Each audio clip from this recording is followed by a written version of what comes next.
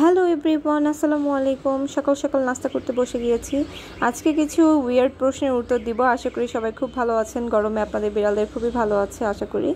তো আচ্ছা, প্রথমে বলি, গরমে যে প্রশ্নটা সবাই অনেক বেশি করছেন যে বিড়ালকে এই গরমের মধ্যে কয়বার গোসল করানো যাবে, সেটা হচ্ছে বিড়ালকে সাধারণত যেহেতু 1 থেকে 2 বার আসলে মাসে গোসল করানোটাই সবচেয়ে বেশি ভালো।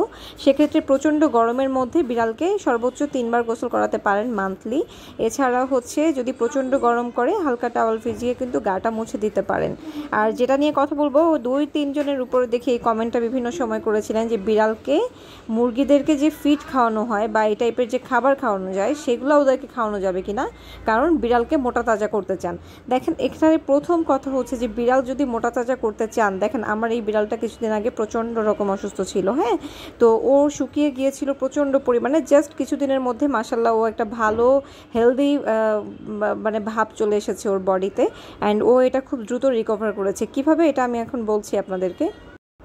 দেখেন, বিড়ালদেরকে শুধুমাত্র চিকেন বা ফিশ আপনি পর্যাপ্ত পরিমাণে সামান্য ভাত দিলেন, বা হচ্ছে ওরা যদি তারপরও খেতে না চায় সামান্য একটু পাউচ বা সামান্য একটু ট্রিট বা সামান্য একটু ক্যান ফুড, মানে হাফ চামচের মতো ক্যান ফুড যদি ওদের খাবারটার মধ্যে মিশিয়ে দেন, তাহলে দেখবেন খাবারটা ওরা খুব পছন্দ করে খাচ্ছে। ম্যাক্সিমাম বিড়ালই এভাবে খেয়েছে, এবং আমিও আমার লাইফ টাইমে আমি যতগুলো বিড়াল এখন পর্যন্ত পেলেছি, দেখা যাচ্ছে যে ম্যাক্সিমাম যারা খেতে চায় না ওদের সাথে এটাই অ্যাপ্লাই করেছি।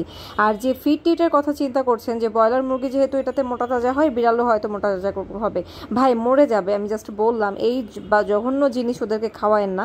কারণ হলো যে এই জঘন্য খাবারগুলো মুরগি খায় জন্যই কিন্তু ফার্মের মুরগি বিভিন্ন সময় আমাদের জন্যই দেখা যায় ক্ষতিকারক হয়ে যায়। এইভাবে ওদেরকে মুরগির ফিড টিট এগুলো খাওয়ায়েন না, হ্যাঁ। তো নর্মালি মোটা তাজা করতে গেলে খাবার মাছ মাংস বেশি করে খাওয়ান, দেখবেন বিড়াল এমনি মোটা তাজা হয়ে যাবে। তারপরে আরও কিছু জিনিস আছে, আমি বলছি আপনাদেরকে একে একে।